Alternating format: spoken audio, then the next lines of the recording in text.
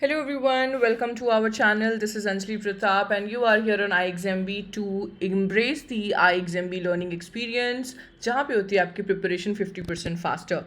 This is a continuation of the series what we started yesterday, students. Before going on to that mode, let me tell you or let me share you a very important information in terms of the mock test of CWC exam. You people can avail this mock test BKIT everybody at only 149 rupees. आपको सिर्फ ये coupon code का इस्तेमाल करना है. अधिक जानकारी के लिए सीधा आप हमारी वेबसाइट पे विजिट कर सकते हैं.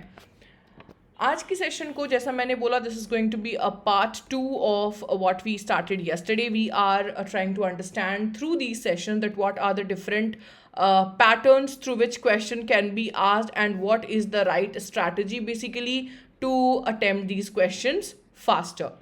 So let's start with the first set for today. पहला set हमारा पूछता है, in the following question a sentence is given followed by 5 alternatives containing a single word. Among the 5 alternatives, you have to find out the word which can be the best substitute for the given sentence. So this is nothing but a one word substitution question everybody. तो चलिए पहले sentence पढ़ते हैं. One who shows sustained enthusiastic action with unflagging vitality. मतलब someone who is quite active, एकदम आम भाषा में देखा जाए तो राइट. तो सबसे ज़्यादा एक्टिव वाली बात जो है वो हमें किस वर्ड में दिख रही है? इकोनोक्लास्ट, हाईब्रो, impregnable, इनडिफटिगेबल, misanthrope.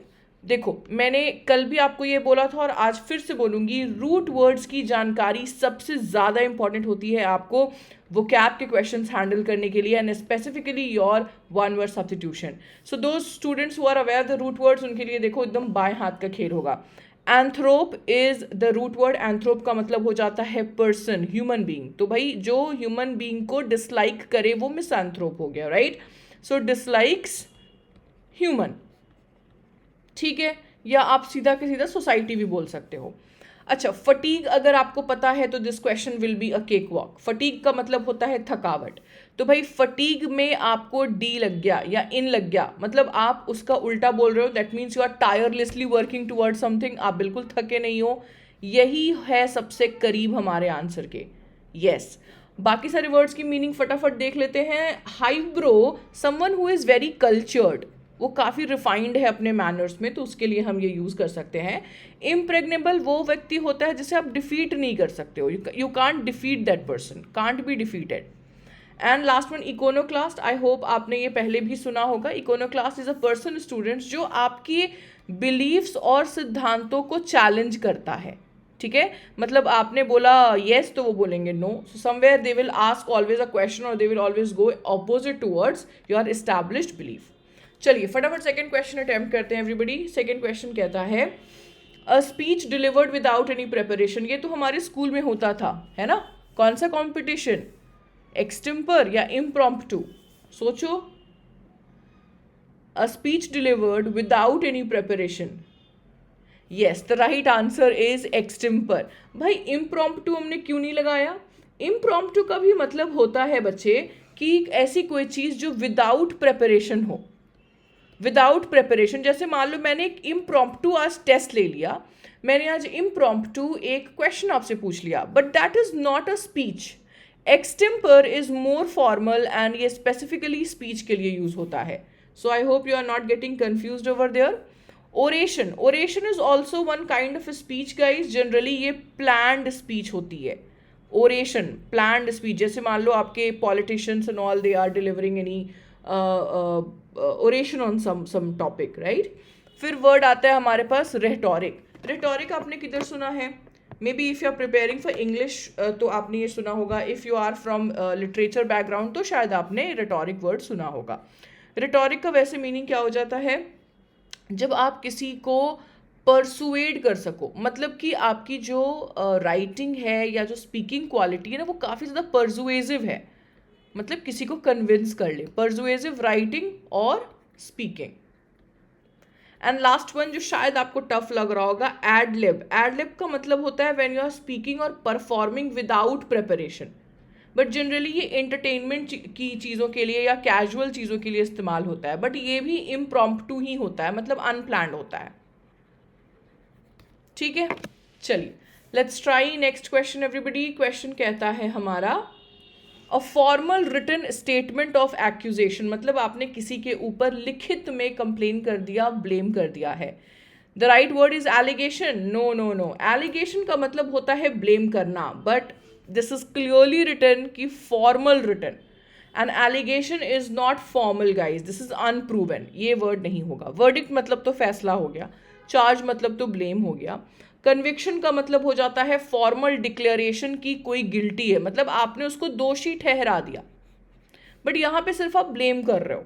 Yes, the right answer is indictment.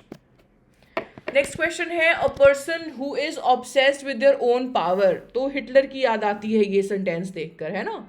बिल्कुल सही सोच रहे हो। तो बट हमारा वर्ड कौन सा है? Egotist, megalomaniac, narcissist, autocrat, tyrant. तो काफ़ी करीब करीब का मामला लग रहा है ना? So need to have a good clarity over these words. सबसे पहला वर्ड जो आपके दिमाग में आ रहा होगा शायद वो ऑटोक्रेट का होता है, तानाशाह।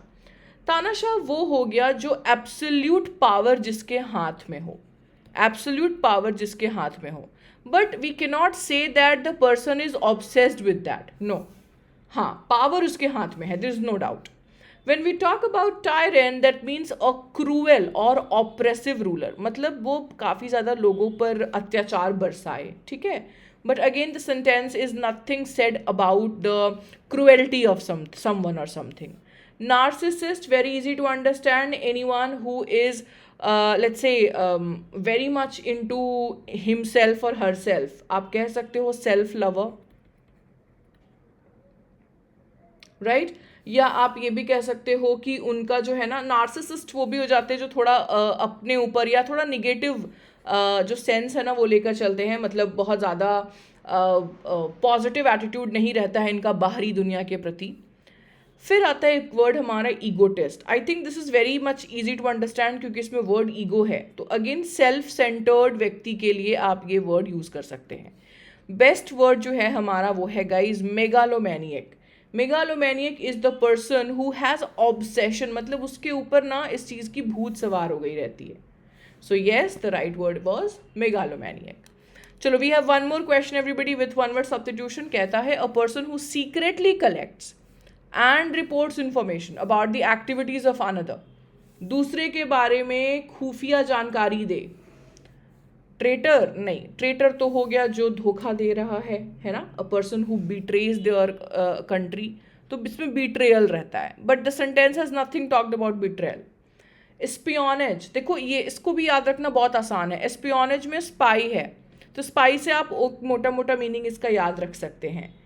याद रखिएगा, whenever we are talking about a practice of spying, ठीक है, generally in terms of like typically by government students, generally हम गवर्नमेंट के द्वारा अगर कोई खुफिया जानकारी दी जाती है तब हम इसका इस्तेमाल करते हैं। बट स्पाई तो कोई भी रख सकता है, मैं रख सकती हूँ किसी के लिए, आप रख सकते हो किसी के लिए, राइट?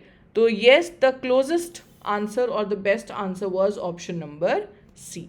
इन्फॉर्मर तो आपको पता है, मोल आपको पता है, आपने कई बार आजकल के मूवीज़ और सीरीज़ में देखा होगा, ऐसा कोई जो दूसरे ऑर्गेनाइजेशन को इंफॉर्मेशन प्रोवाइड कर रहा है, मतलब खबरी आप बोलते हो, है ना, कि हमारे ऑर्गेनाइजेशन में बैठा है बट हमारे ऑर्गेनाइजेशन के लिए वो काम नहीं कर रहा, वो दूसरे ऑर्गेनाइजेशन के लिए काम कर रहा है, right? So that was your first set everybody, we are towards the second set. ये है हमारा ग्रामर का सेट। चलिए डायरेक्शन पढ़ते हैं फटाफट। A sentence has been given in its active or passive form followed by 5 alternatives. We need to choose the option which is the correct changed form of the given sentence. ठीक है, तो active से passive भी हो सकता है बच्चे, passive से एक्टिव भी हो सकता है। So we need to understand the question first. The manager rejected the proposal due to budget constraint. So sentence seems to be in the active voice, right? तो we need to find out the correct passive voice for that. आसान है पहचानना। First of all ये है हमारा past simple tense, right? तो past simple tense के लिए मैं प्रेजेंट चूज नहीं कर सकती हूँ, है ना? अच्छा, इस वजह से ये भी आउट होता है। इस वजह से ये भी आउट होता है. So it was very easy to figure out. एक ही ऑप्शन है जो पास्ट हमें डिनोट कर रहा है, and that was the right answer. ठीक है, इजी था. चलिए सेकेंड क्वेश्चन फिर से ट्राई करते हैं. The team will complete the project by the end of this week. मतलब अगेन सेंटेंस हमारा एक्टिव वॉइस में है, हमें पैसिव वॉइस में कन्वर्ट करना है. So guys, whenever we are having this will in our sentence, वो विल का ही फॉर्म रखता है. ठीक है. तो भाई जो जो इसमें नहीं दिख रहा है वो पहले हम आउट करते हैं. और ये फ्यूचर सिंपल में सेंटेंस है बच्चे, है ना, फ्यूचर सिंपल में है. तो यहाँ पे आप वॉज नहीं लगा सकते थे, ये गलत लग रहा है. यहाँ पे हम विल हैव बीन नहीं लगा सकते थे, ये गलत लग रहा है. यहाँ पे again the sentence is in future tense, so why are we using present tense? No. So the only correct answer is option number A. The project will be completed by the team by the end of this week. That's it. चलिए third question देखते हैं. A solution to the problem is being worked on by the engineers. अब ये sentence का structure देख के क्या लग रहा है? हाँ, जो तुम सोच रहे हो सही सोच रहे हो. दिस इज पैसिव वॉइस बच्चे, हमको इसका एक्टिव में कन्वर्ट करना है. ठीक है. तो इज बीइंग वर्कड लिखा हुआ है, राइट? Is being worked. तो क्या क्या ऑप्शन बनते हैं हमारे पास? चलो have a look. The engineers have worked on a solution to the problem. The engineers were working.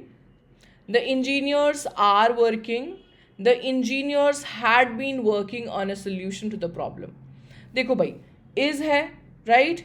Is being worked है हमारा, तो भाई क्या होना चाहिए? पहले तो बीइंग है तो आईएनजी फॉर्म ज़रूर होना चाहिए यहाँ पे, राइट? तो ये ऑप्शन हम हटा सकते हैं यहाँ पे. Okay. Now the sentence is in present tense. तो क्या संभावनाएं लग रही हैं? क्या यहाँ पे हमें पास्ट परफेक्ट टेंस लगाना चाहिए? नहीं लगा सकते, राइट? तो डी को हम यहाँ एलिमिनेट कर सकते हैं. बिल्कुल कर दीजिए. उसके बाद आपको पैसिव वॉइस का एक्टिव वॉइस कहाँ दिख रहा है? आईएनजी के फॉर्म में, बी और सी में. डिफरेंस क्या है छोटा सा?